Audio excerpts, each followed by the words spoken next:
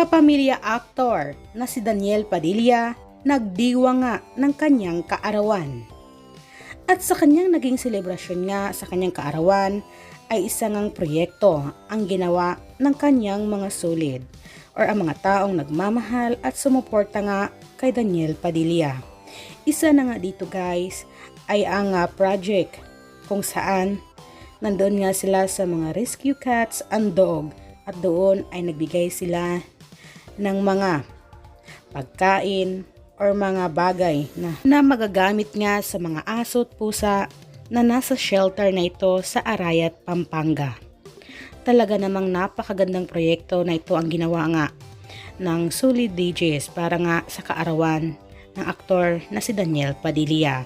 Marami talaga ang nagmamahal at sumuporta sa kanya. At alam naman natin na talagang isa nga ito sa proyekto rin ni DJ ang kung saan makikita natin ang kanyang pagmamahal sa mga aso at pusa. Kaya naman marami naman ang pumuso dito sa naging post ngayon ni Captain Lost sa isang video kung saan makikita natin ang pagdating ni Daniel Padilla at talagang napakaganda naman talaga ng proyekto na ito.